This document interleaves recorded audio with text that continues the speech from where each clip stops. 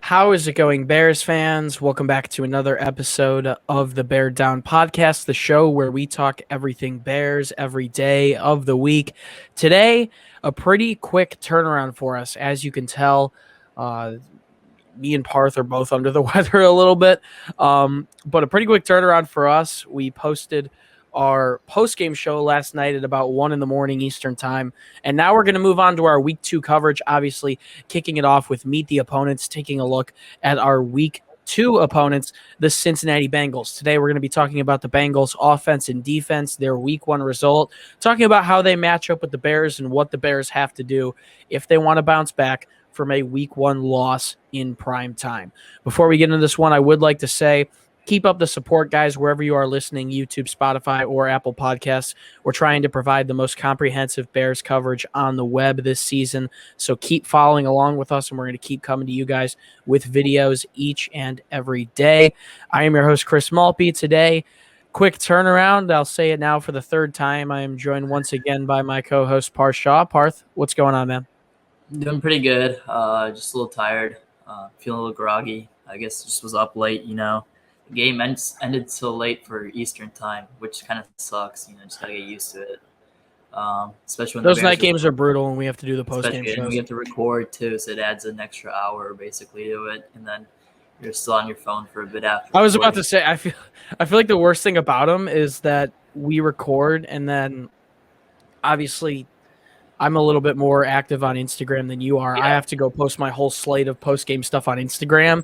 And then it kind of gets to the point where it's like 1:32 in the morning, and I'm like, okay, finally, some time to chill, and I'm just up super late at night and I'm super congested right now and have a runny nose. I apologize, but not the best. Not the best. I like the midday games better.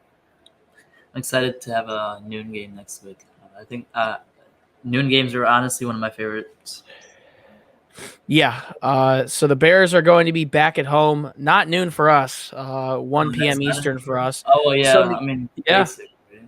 Yeah, something to get used to here, you and I both being in Indiana. But Week 2, obviously, we're fast-forwarding really quick. The Bears, September 19th, 1 o'clock p.m. Eastern Time, 12 p.m. Central Time on Fox. The 0-1 Bears are 3-point favorites against the 1-0 Cincinnati Bengals. Before we get into this matchup, though, let's quickly run by this message from our 2021-2022 season partners over at mybookie.ag. All right, guys, once again, you've heard it once. You're going to hear it all season. Bet the football season with mybookie.ag. You can receive a 100% match on your first deposit up to $1,000 by using our promo code BD. Support the show by using our promo code, once again, BD. They also have a crypto rewards program that is designed to celebrate cryptocurrency players. Choosing to play with crypto means you get bigger bonuses, faster payouts, and zero fees.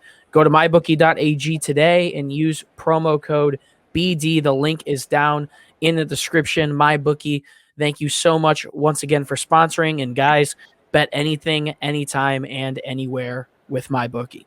Let's get back into the podcast. All right, Cincinnati Bengals, Week 2. This entire football season's already been moving so fast that I'm already a little bit surprised that Week 2 is already here. But we've got a big game this week. The Bears have to bounce back in a big way. There's so much to talk about. I'm sure our uncuts on Tuesday and Thursday are going to be jam-packed. But we're going to kick off our week with the Bengals. So, I mean, obviously there's no better spot to start than here. Let's talk about the Bengals offense, how they did last week and who they have on that depth chart. Obviously, they're coming off a 27-24 win against the Minnesota Vikings in overtime. It was one of the best games in Week 1. The Bengals put up 14 points in the second quarter and another 7 in the third quarter. Almost choked it away, but were able to pull it out in the fourth quarter. Joe Burrow, obviously coming back from a torn ACL. He's going to lead the way there at quarterback, the person who actually replaced Andy Dalton for the Bengals. At running back, Joe Mixon is going to fill in there, someone who people were a little bit iffy about heading into the season. He showed out in terms of the rushing game. He almost had 30 carries, 127 yards, and a touchdown. Their receivers, the Bears secondary definitely struggled last week, and they've got another tough task at hand this week. Jamar Chase, T. Higgins, Tyler Boyd, all of them had pretty good games on Sunday. Jamar Chase, obviously the rookie out of LSU, Joe Burrow's former teammate in college, had the best game, 5 catches, 101 yards. That included a 50-yard touchdown from Burrow for his first one in the league. He had 20.2 yards per catch. T. Higgins, coming into his second year in the league, he had 4 catches for 58 yards and a touchdown as well, 14.5 yards per catch. And then at tight end, they've got CJ Uzoma, who had a pretty solid game on Sunday as well. Didn't put up big numbers, but was able to make some big catches. 1 catch for 32 yards. He had 2 catches for 35 yards, 17.5 yards per catch. And then on the offensive line, they've got some pretty familiar names. Jonah Williams, the former first-round pick, Quentin Spain, Trey Hopkins, Xavier Suafilo, and then Iowa's own Riley Reif, a name that I obviously would know as a Hawkeye fan. But Parth, this one revolves around Joe Burrow. He's someone who a lot of people like to win comeback of the year this year. He was 20 for 27, 261 yards, almost 10 per catch. He had 2 touchdowns, no turnovers, was sacked 5 times. That's going to be important to talk about that later. Obviously, the Bears are going to look to get some pressure on him. He had a passer rating of 128.8 in this week 1 game. So overall, the Bengals against what didn't look like that great of a Vikings defense, shall I even say worse than the Bears defense, played a really solid game. Burrow got the ball to his weapons. The Bengals got the run game going. They are looking good, and they really want to compete in the AFC North this year, a division that's becoming one of the best in football. So what are your thoughts on this Cincinnati Bengals offense? I thought they played really well. Zach Taylor definitely had a game plan ready, and it was to play some balanced offense. Joe Mixon with 29 carries. That tells you that they're going to run the ball a lot. It doesn't matter who the other opponent is. Vikings are known for having a good run defense, and so are the Bears. So I still expect them to run the ball 25-plus times against us. I think they like Joe Mixon a lot this year. So expect a lot of Joe Mixon against the Bears. He's going to be also catching the ball. He's very versatile, so you got to watch out for that out of the backfield. And then Jamar Chase, I didn't expect him to go off like that, especially with those drop issues he was having. But it was nice to see that. Everyone keeps going back to that. Oh, my God, he caught a pass. I mean, he's a good player. He was drafted high as he was for a reason. He was drafted 5th pick for a reason, and they took him over a generational offensive lineman in Penei Sewell. So, I mean, I'm excited to see what Jamar Chase has to offer, especially because they were teammates in college, him and Joe Burrow. I think that just was super cool that they're reunited. It's like the same with Miami Dolphins and same with the Eagles. I think it's kind of cool that the college teammates kind of paired up with each other in the NFL. But just talking about the Bengals offense still, their tight end, CJ Uzoma, he's also a really good tight end. He's used in pretty good packages. I like how I don't know what it's about him, but I used him. The Bengals always have some pretty solid tight ends. Back in the day, Tyler Eifert was a workhorse for them. Tyler Eifert, what's his name? I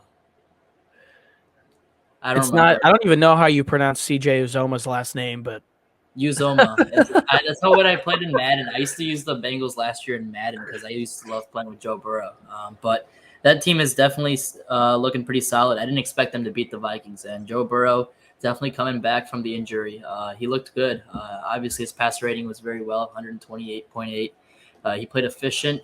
That's what you like to see from a quarterback. And I'm excited to see what that offense has in store for the future because they're pretty loaded from top to bottom. I think you just got to improve that O-line. That's about it. Yeah, I mean, taking a look at the Bengals offense and taking a look at where the Bears struggled last night against the Rams, I think you have to look immediately at their wide receivers, and you kind of look at who they have, and you kind of say, uh-oh. Yeah, it's going to be a tough day for the Bears secondary once again, if I'm being completely honest. I don't know who's going to step up there, but it is going to be a tough task to stop these Bengals. Joe Burrow threw the ball a lot in this one, and it was interesting to see that they actually gave the ball to Joe Mixon 29 times. He actually ran the ball more than Joe Burrow passed the ball. I think coming into 2021, a lot of people thought that the Bengals were going to be this high-flying, soaring offense that threw the ball 40, 50 times a game. And maybe we see that against the Bears, but they got a solid game going. They were a really nice two-dimensional offense. Jamar Chase has some burners, and we saw that early on. T. Higgins coming into his second year in the league out of Clemson. He's looking really solid as well. I think they're going to cause the Bears some struggles in the secondary, so I'm a little bit worried about that. But if there's any glaring weakness from this offense that the Bears are going to have to take advantage of, and we'll get to this a little bit later because we're going to talk about what the Bears have to do against both the Bengals offense and defense if they want to be able to succeed in this upcoming Week 2 game. You got to get to the quarterback. They allowed 5 sacks in that one. That's not the greatest number. So if the Bears can force some pressure on Burrow, the Bengals offensive line has been historically pretty porous. So overall, pretty solid offense. They had a really good output against the Minnesota Vikings, but get the pressure on the quarterback. The Bears have to improve defensively somehow in this upcoming week. Let's take a look at the Bengals defense. Now, this unit was definitely surprising, and a lot of people were looking at this unit to improve as we headed into this new year. They've been working on building up that defense for a while now, and I think they finally got something there. They brought in Trey Hendrickson, the player for the Saints, who had a really good year last year, as well as Sam Hubbard. DJ Reader's up there on that defensive line as well. Their front seven shut down Minnesota. I believe held Dalvin Cook to under, I think he had under 100 all-purpose yards or just over, and only 63 rushing yards. So normally the Bears are the only team that normally does that, but Cincinnati really shut him down at linebacker. They've got Logan Wilson, Jermaine Pratt, and Akeem Davis-Gaither. And then they've got some familiar names back in the secondary. Jesse Bates, one of the better safeties in the league, one of the more underrated safeties in the league. Former Vikings cornerback Trey Waynes, who's actually listed as out right now. I do not know why that's the case, but he might have gotten injured in Sunday's game. Von Bell, someone who the Bears were looking obviously to sign a couple years ago. There was some interest there before they brought in Sean Gibson. And then Chidobe Awuzie. So a lot of underrated players on this Bengals defense, Parth, but we did see them pitch a pretty good game against Kirk Cousins in a Vikings offense that definitely is an impressive offense, and we've seen them soar against the Bears and so many other teams in the past with Adam Thielen, Dalvin Cook, Justin Jefferson. What did you think about how this Bengals defense performed in that Week 1 game? I thought they played really well. Like you said, this Vikings offense is also loaded top to bottom. Kirk Cousins, Dalvin Cook, Adam Thielen, Justin Jefferson. That top four hangs up with anyone's top four. Dalvin Cook was stopped to or limited to 3.1 yards per carry, which was very surprising. I didn't expect the Bengals linebackers or D linemen to come out and do that, especially because the Vikings offensive line was supposed to be pretty good this year, but I guess not. And then their cornerbacks and safeties. It's a very young secondary. Jesse Bates obviously leads that secondary. He's a very talented player, one of the best safeties in the league. But I'm excited to see what this Bengals defense has in for store. Like I said, this is a very young team. Zach Taylor's got he's got a long time to develop these guys. And with Joe Burrow at quarterback, they have no problem. He's gonna be a great quarterback for them for a very long time, as long as he can stay healthy. As long as they can improve that offensive lineman. And we're going to talk about that because that's something the Bears can definitely take advantage this Sunday. Yeah, I don't know if many people going into this game really picked the Bengals. I personally thought it was going to be a good game. Yeah. And I'm someone I think throughout time who's actually gained respect for Kirk Cousins and actually somewhat trust him to be able to play winning football. I don't think he's I thought he played well as well. I mean, I'm looking at his stats right now. I wasn't able to watch the game. 351 passing yards and 2 touchdowns. Turnover free football. He probably and like Adam Thielen went off as well. I'm excited to see what Thielen has in for store just because of how Justin Jefferson's gonna be covered so much this year. Yeah, but the ones who had to answer the call in terms of winning this game for Cincinnati was more so the defense than the offense. We knew that the offense had the pieces, and we know Burrow's the generational talent that was going to continue to develop into this good quarterback. So I was pretty surprised by the outcome of this game, and I was actually really impressed by Cincinnati's defense. Once again, as I said, offensively, they struggled protecting Joe Burrow. And defensively, you mentioned it, Parth. That secondary is really young. I do like what the Bengals have going up front. I think it's going to be a little bit harder of a game for David Montgomery coming off of a performance where he had 108 rushing yards and a touchdown and broke off a long run for 41 yards. I think it's going to be a little bit tougher for him, but I do think there will be opportunities for the Bears to spread the ball down the field vertically in this one. We saw the Bears get into a groove against the Rams of playing horizontally. Andy Dalton had one ball that traveled 15 or more yards downfield in the air, and you're not going to play winning football doing that. But we saw Minnesota have a pretty good day in terms of receiving. Adam Thielen, obviously 9 receptions, 92 yards, 10.2 yards per catch, and 2 touchdowns. There's no reason why Allen Robinson shouldn't be able to put up those sort of numbers against the Bengals defense, especially if someone like Trey Waynes does go down and the Bengals are shorthanded in the secondary. Also, KJ Osborne, 7 receptions, 76 yards. Justin Jefferson, 5 for 71. Tyler Conklin, 4 for 41. Dalvin Cook, 6 for 43. I think the Bears can play more of an air raid offense in this one, if I will say so myself. It's going to be a little bit tough, obviously, with Andy Dalton, but I do think the Bears have the playmakers there, and hopefully they can take advantage of the secondary. Did you have anything to add there? Go for it. I was just going to say that the Bears didn't throw the ball deep at all against the Rams. We only threw the ball once, the past 15 yards. I would like to see the Bears utilize Allen Robinson, Darnell Mooney, Damiere Byrd, and all those guys. The speed's here for a reason, man. Yeah, Marquis Goodwin. I mean, you saw his speed when he's on the field. You could see he's a lot faster than everyone else in the field. I would like to see him go deep against this young secondary, make them make the mistake. If not, we'll see if Andy Dalton can hit that throw. If not, he's not the guy. I don't know why we're trying to handcuff him. We'll get to Dalton and Fields tomorrow. I'm sure we'll get to Dalton. I know. And I'm just saying there's no need to handcuff Dalton right now. It's because he's a veteran and we're here to win. If you think Dalton gives you the best chance to win, why not do what he's supposed to be good at, and let's throw that deep ball. Yeah, no, I got to agree with you, though, and I do think the Bears should have opportunities to be able to hit on the deep ball in this one. Exactly. We saw Adam Thielen have a long catch of 24 yards, KJ Osborne, 25 yards, Justin Jefferson, 34 yards, Tyler Conklin, 27 yards, Amir Abdullah, D.D. Westbrook, Dalvin Cook, all had catches of 10 or more yards. So hopefully the Bears can attack downfield in this one and take advantage of the weak secondary of the Bengals. Not essentially weak, but younger, a little bit more inexperienced. They should be able to take advantage and hopefully put up more than 14 points offensively in this one, especially after they had some good success until garbage time getting the ball to the opponent's side of the field.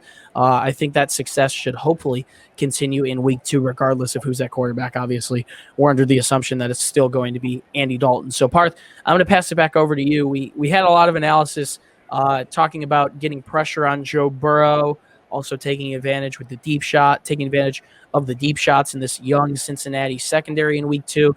But do you have anything else to add? What do you think the Bears have to do if they want to find some success in week 2? I think they just have to keep pounding it with David Montgomery. He looked really good, obviously. He had that big carry in the beginning of the game with 41 yards. Then I think ended the game with 108 yards. So that puts him at second, I think, for the NFL right now. I think I want to see him lead the league this year. I really think he can do it. I'm going to say that right now. If we keep feeding him, we easily can. I think he only had 16 carries. We could have easily given him 25, 30 carries if we were closer in this game.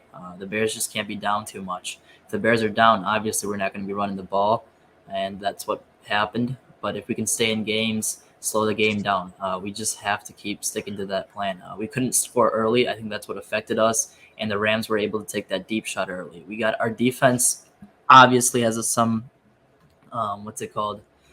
secondary concern.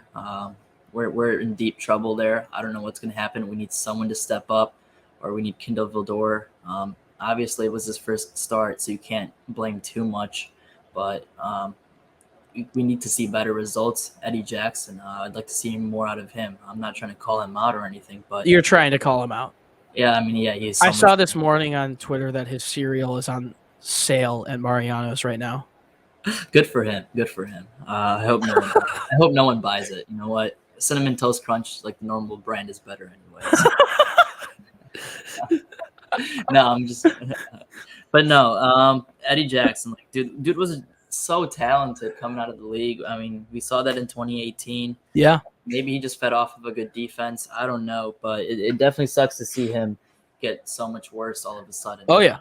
And someone needs to step up in this Bears secondary that isn't Jaylen Johnson. I think that's what we've been saying all offseason, and up to when the season started. If someone can step up in that secondary that isn't Jaylen Johnson, maybe the Bears can get somewhere in terms of having a legitimate defense. But if they keep getting the top taken off of them, and if that continues in week 2 with T. Higgins, Tyler Boyd, Jamar Chase, we're going to be in for some problems, especially week 3 against Cleveland. Yeah, exactly.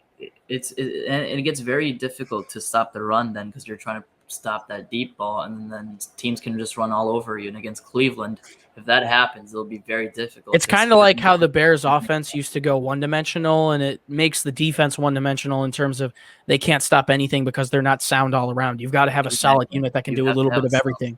Exactly. You said it. If it's not solid everywhere, there's going to create holes. Yeah, and obviously, I think when we look at this Bears defense, it's not the same unit that we saw in 2018. But if they want any chance of winning this one, they can't let Joe Burrow run wild on them. And one way that they're going to be able to do that is you've got to force pressure on him. We saw Robert Quinn get in Matthew Stafford's face maybe a couple times last night. He was credited with a half of a sack. And we also saw Akeem Hicks have a pretty solid game. But even without someone like Eddie Goldman playing, someone has got to step up on that defensive front. I overall wasn't too mad at the front seven yesterday. I was pretty happy with Roquan Smith with 11 tackles. Khalil Mack was basically non-existent, but what else would you expect? He's one of the best players in the game. Someone has to step up and force pressure on Joe Burrow. You've got to force him into some bad throws. You've got to sack him and bring him down sometimes. You can't let these teams convert on 3rd and long, continue to run the ball down your throat. I am confident in the Bears' rushing defense. That's probably one of the points of emphasis that I'm most confident on. But you have to get pressure on Joe Burrow if you want to win this one if you're Chicago. They allowed 5 sacks last week. They've got an offensive line that, while there is some talent there, they've got a riddled injury history with a lot of those players, and they struggle and haven't had a lot of NFL playing time. So you have to get pressure on Joe Burrow however you can. And then, man, offensively, I think if you're Chicago, you have to open up the playbook. I don't know if it's a Matt Nagy thing. I'm pretty sure it's a Matt Nagy thing, or if it's an Andy Dalton thing, or if it's something that we're waiting on Justin Fields until week 4 for. But you have to attack deep. That's where we saw the Bengals secondary struggle. That's where we saw the Vikings come back in week 1. You have to throw the ball deep. You have to get the ball to your playmakers, and you have to not turn over the ball. You have to win the turnover margin in this one, if even possible. We saw ourselves put us in a massive hole from turning the ball over offensively in the first quarter against the Rams. So you have to win the turnover margin, but more importantly, if you're the Bears, you have to air the ball out deep, because we saw the Vikings have a ton of success doing that in week 1. Thank you guys so much for tuning in to our week 2 installment of Meet the Opponents. If you haven't already, if you're listening on YouTube, drop a like and subscribe. If you're listening on Spotify or Apple Podcasts, do us a favor, follow us, continue to support us. We're going to keep bringing you guys the best Bears coverage on the web every day of the week. If you'd like more content from us, head over to the link in our description. It should be at the top of the description to our website, beardown.com. We're posting columns, articles, and blogs all ready to get you guys ready for the Bears this week 2 matchup with the Cincinnati Bengals. It's going to be a crucial game as the Bears look to claw back to 1-1. So be sure to go check out our website. Once again, the link is in the description. If you'd like to enter giveaways that we are doing, by the way, Justin Fields giveaway, jersey giveaway, definitely is coming this month. So if you'd like to enter our giveaway, see sneak peeks of guests that we're having on the show, and also let us know what you want to see us talk about here on the show, you can find us on Instagram and Twitter, the podcast that is, at Bear Down. And finally, you can find the links to all of our social media pages down in the description for myself as well as Parth. We have been absolute animals on Twitter all throughout 2021. We're also active on Instagram. Following us on social media, especially our personal pages, it provides another great way to interact with us, and you can see our thoughts on all things Bears, the National Football League, and the entirety of Chicago sports. Parshaw, the grind continues. Week 2 is already here. I feel like whenever the football season is kicking into full gear, things just start moving faster. Pedal to the metal 100%. We're moving. We're off and running now, but we've been grinding now for about a week and a half. It feels really good to be back in this steady repetition of recording. I really enjoy it. I could talk Bears for days and days and days, probably more so when they're losing than I could when they're winning. But any last words before we close this one off? No, like you said, I enjoy recording every day too. It's not like I despise recording. I think it's super fun. I love talking about the Bears. I like hopping out with you and Jaylen, or even Zach, like whenever he can. It's just super fun to talk Bears anyways, and getting content out to you guys. But other than that, excited to see Lamar Jackson play tonight. Is it Raiders, I think? Yeah. So, yep, Ravens-Raiders tonight, I believe. Ravens-Raiders, yeah, Eastern time. So it'll be a great game. I think the Ravens are going to be a solid team this year. That division is also loaded, just like the NFC West. And then we got the NFC North that is 0-4 right now. So, I mean, it just makes it easier for us, if anything. But, I said it last night on Twitter. I think objectively, the Bears result didn't matter only because it's 1 week closer to Justin Fields starting, and we still have a clean slate in the division. So thank God, especially Green Bay lost. The Bengals helped us. They lost bad, too. They lost in a demoralizing way. I think the only two teams that looked worse than the Bears in week 1 were probably the Packers and then the Titans. Titans also got manhandled by the Cardinals. That's true. And the thing about the Bears was, it would have been such a different game if Justin Fields was in the game. You just know that, his presence would have just made this. You already, dude. We haven't even discussed our formal plans for the week, and you already know that you and I are going to be recording an Uncut tomorrow on why Justin Fields should be the week 2 starter. I mean, come on, it's coming tomorrow. It's got to be tomorrow. I mean, I want to talk about it right now, but we got to do it tomorrow. Yeah. We've already been recording for 25 minutes, but we could go on for days and days and days. So, oh boy, a little Chipotle. I like it. Exactly. Before we go, one last thing I'd like to say is, a thing that was very successful for us in 2020 was when we live streamed during Bears games and interacted with you guys. I think we want to commit to doing that for at least half of the games this year. It's a lot easier to do that when we're back in Chicago. So per se, weeks 9 to 16 when we get back from college, but we definitely want to at least stream 1 to 2 games a month during the season. We know you guys love that and dig it up, and that's where some of our best support comes from you guys. Stream also during Yeah, absolutely. But we're going to be working on putting out a live stream schedule this week. We're going to be putting out all the games that we're live streaming for. Obviously, myself as well as Parth and Jaylen have to coordinate that, but be on the lookout for that as well. We're going to keep coming back to you guys with Bears content every day. We love doing this stuff. Guys, it's been a pleasure to be your host. Once again, my name is Chris Maltby, and Bears fans, as always, do us a favor and stay safe and bear down. Parth's got to eat, and I got to go eat as well.